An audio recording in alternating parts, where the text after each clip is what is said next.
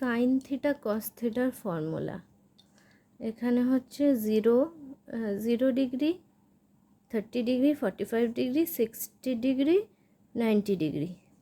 এখানে লিখতে হবে সাইন, কস, ট্যান, কট, সেক, কোসেক। আচ্ছা, প্রথমে এই লাইনটা আমরা মুখস্থ করে নিতে হবে। 0, 1/2, 1/√2, √3/2, 1।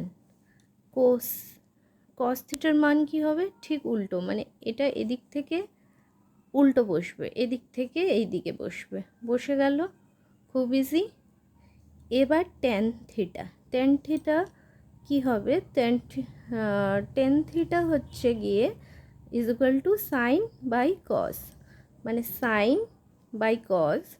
যদি আমরা মানটা বের করি তাহলে ট্যান থিটার মানটা বেরিয়ে যাবে 0, 1/√3, 1√3 ইনফিনিটিভ। আর কট থিটার মানটা কি হবে? ঠিক একইভাবে এটা এই দিক থেকে লিখেছি, আমরা উল্টোভাবে মানটা বসিয়ে দেবো, তাহলে খুব ইজি হয়ে যাচ্ছে। এবার হচ্ছে সেক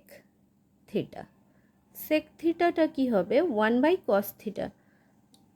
1/cos থিটা বসিয়ে দিলে, সলভ করলে যেটা বেরোবে সেটা হচ্ছে সেক থিটার মান। তাহলে একই ডিগ্রিগুলো একই। এবার সলভ করলে মানটা শুধু একইভাবে বসিয়ে দিতে হবে। সলভ করলে কী বেরোবে? এটা 1, সলভ করলে 1/√3, √2, 2 ইনফিনিটিভ। আচ্ছা, কোসেকের মান কি হবে?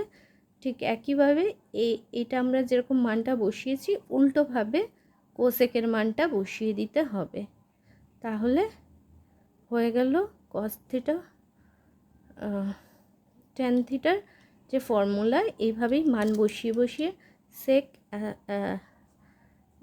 মানগুলো যেটা জিজ্ঞাসা করবে সেই হিসেবে মানগুলো বসিয়ে দেওয়া যাবে। এটা হচ্ছে মনে রাখার সবথেকে সহজ পদ্ধতি।